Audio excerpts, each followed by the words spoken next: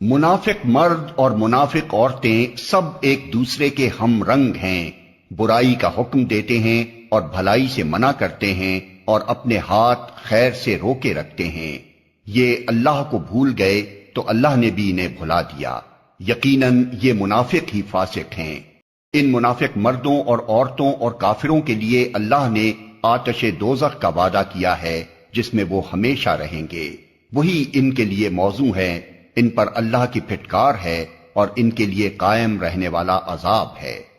تم لوگوں کے رنگ ڈھنگ وہی ہیں جو تمہارے پیش روؤں کے تھے، وہ تم سے زیادہ زور آور اور تم سے بڑھ کر مال اور اولاد والے تھے، پھر انہوں نے دنیا میں اپنے حصے کے مزے لوٹ لیے اور تم نے بھی اپنے حصے کے مزے اسی طرح لوٹے جیسے انہوں نے لوٹے تھے، اور ویسی ہی بحثوں میں تم بھی پڑے جیسی بحثوں میں وہ پڑے تھے، سو ان کا انجام یہ ہوا کہ دنیا اور آخرت میں ان کا سب کیا دھرا ضائع ہو گیا اور وہی خسارے میں ہیں۔ کیا ان لوگوں کو اپنے پیش روؤں کی تاریخ نہیں پہنچی؟ نوح کی قوم، عاد، سمود، ابراہیم کی قوم، مدین کے لوگ اور وہ بستیاں جنہیں الٹ دیا گیا، ان کے رسول ان کے پاس کھلی کھلی نشانیاں لے کر آئے، پھر یہ اللہ کا کام نہ تھا کہ ان پر ظلم کرتا، مگر وہ آپ ہی اپنے اوپر ظلم کرنے والے تھے۔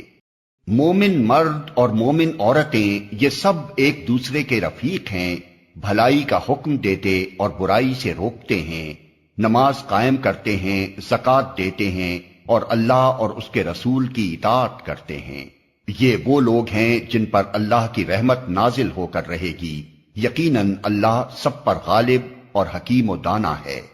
ان مومن مردوں اور عورتوں سے اللہ کا وعدہ ہے کہ انہیں ایسے باغ دے گا جن کے نیچے نہریں بہتی ہوں گی اور وہ ان میں ہمیشہ رہیں گے۔ ان سدا بہار باغوں میں ان کے لیے پاکیزہ قیام گاہیں ہوں گی، اور سب سے بڑھ کر یہ کہ اللہ کی خوشنودی انہیں حاصل ہوگی، یہی بڑی کامیابی ہے۔ اے نبی، کفار اور منافقین دونوں کا پوری قوت سے مقابلہ کرو اور ان کے ساتھ سختی سے پیش آؤ، آخر کار ان کا ٹھکانہ جہنم ہے اور وہ بدترین جائے قرار ہے۔ یہ لوگ خدا کی قسم کھا کھا کر کہتے ہیں کہ ہم نے وہ بات نہیں کہی، حالانکہ انہوں نے ضرور وہ کافرانہ بات کہی ہے۔ وہ اسلام لانے کے بعد کفر کے مرتکب ہوئے اور انہوں نے وہ کچھ کرنے کا ارادہ کیا جسے کر نہ سکے۔ یہ ان کا سارا غصہ اسی بات پر ہے نا کہ اللہ اور اس کے رسول نے اپنے فضل سے ان کو غنی کر دیا ہے۔ اب اگر یہ اپنی اس روش سے باز آ جائیں تو انہی کے لیے بہتر ہے، اور اگر یہ باز نہ آئے تو اللہ ان کو نہایت دردناک سزا دے گا، دنیا میں بھی اور آخرت میں بھی، اور زمین میں کوئی نہیں جو ان کا حمایتی اور مددگار ہو۔ ان میں سے بعض ایسے بھی ہیں جنہوں نے اللہ سے عہد کیا تھا کہ اگر اس نے اپنے فضل سے ہم کو نوازا تو ہم خیرات کریں گے اور صالح بن کر رہیں گے، مگر جب اللہ نے اپنے فضل سے ان کو دولت مند کر دیا تو وہ بخل پر اتر آئے اور اپنے عہد سے ایسے پھرے کہ انہیں اس کی پرواہ تک نہیں ہے۔ نتیجہ یہ نکلا کہ ان کی اس بد عہدی کی وجہ سے جو انہوں نے اللہ کے ساتھ کی اور اس جھوٹ کی وجہ سے جو وہ بولتے رہے، اللہ نے ان کے دلوں میں نفاق بٹھا دیا جو اس کے حضور ان کی پیشی کے دن تک ان کا پیچھا نہ چھوڑے گا۔ کیا یہ لوگ جانتے نہیں کہ اللہ کو ان کے مخفی راز اور ان کی پوشیدہ سرگوشیاں تک معلوم ہیں، اور وہ تمام غیب کی باتوں سے پوری طرح باخبر ہے؟ وہ خوب جانتا ہے ان کنجوس دولت مندوں کو جو برضا و رغبت دینے والے اہل ایمان کی مالی قربانیوں پر باتیں چھاٹتے ہیں اور ان لوگوں کا مذاق اڑاتے ہیں جن کے پاس راہ خدا میں دینے کے لیے اس کے سوا کچھ نہیں ہے جو وہ اپنے اوپر مشقت برداشت کر کے دیتے ہیں۔ اللہ ان مذاق اڑانے والوں کا مذاق اڑاتا ہے اور ان کے لیے دردناک سزا ہے۔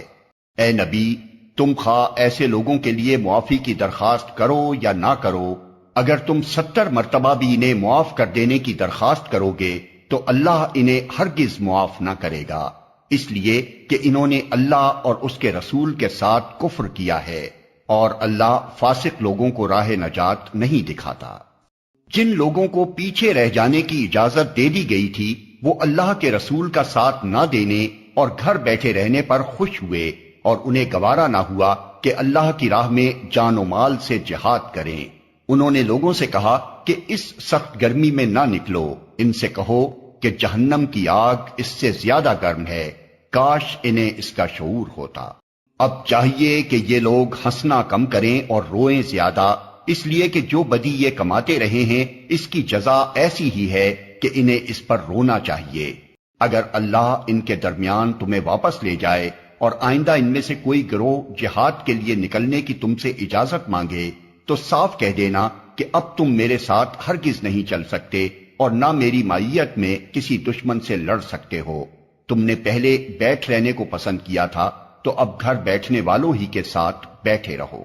اور آئندہ ان میں سے جو کوئی مرے اس کی نماز جنازہ بھی تم ہرگز نہ پڑھنا اور نہ کبھی اس کی قبر پر کھڑے ہونا، کیونکہ انہوں نے اللہ اور اس کے رسول کے ساتھ کفر کیا ہے اور وہ مرے ہیں اس حال میں کہ وہ فاسق تھے۔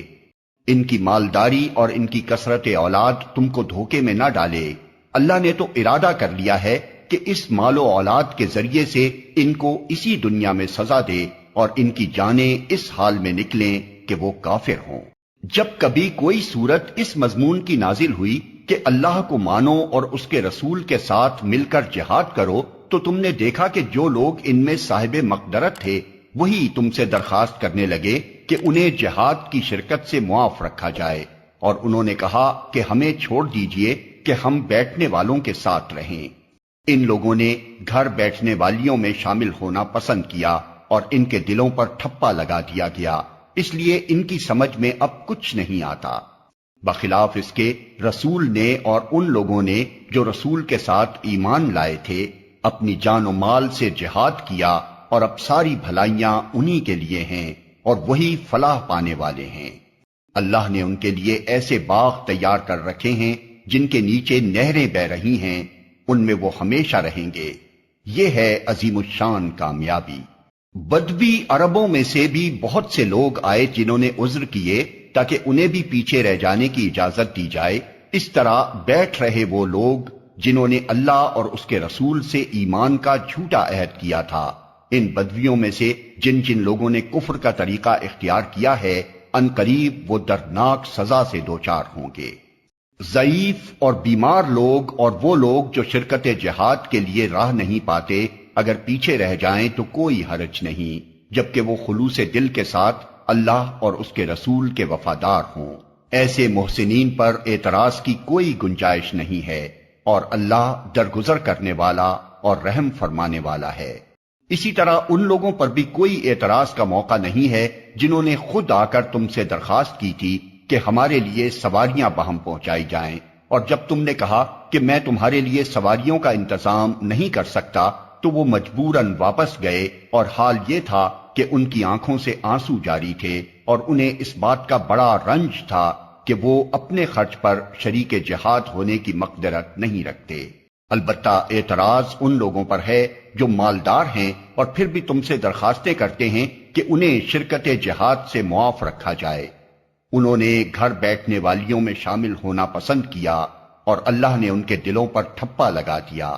اس لیے اب یہ کچھ نہیں جانتے کہ اللہ کے ہاں ان کی اس روش کا کیا نتیجہ نکلنے والا ہے۔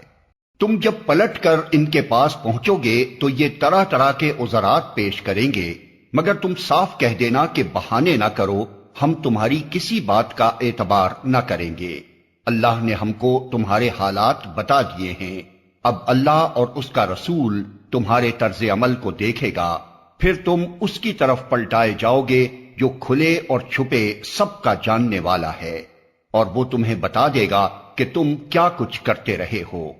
تمہاری واپسی پر یہ تمہارے سامنے قسمیں کھائیں گے تاکہ تم ان سے صرف نظر کرو، تو بے شک تم ان سے صرف نظر ہی کر لو، کیونکہ یہ گندگی ہیں اور ان کا اصلی مقام جہنم ہے جو ان کی کمائی کے بدلے میں انہیں نصیب ہوگی۔ یہ تمہارے سامنے قسمیں کھائیں گے تاکہ تم ان سے راضی ہو جاؤ، حالانکہ اگر تم ان سے راضی ہو بھی گئے تو اللہ ہرگز ایسے فاسق لوگوں سے راضی نہ ہوگا۔ یہ بدوی عرب کفر و نفاق میں زیادہ سخت ہیں، اور ان کے معاملے میں اس امر کے امکانات زیادہ ہیں کہ اس دین کے حقوق سے ناواقف رہیں جو اللہ نے اپنے رسول پر نازل کیا ہے۔ اللہ سب کچھ جانتا ہے اور حکیم و دانا ہے۔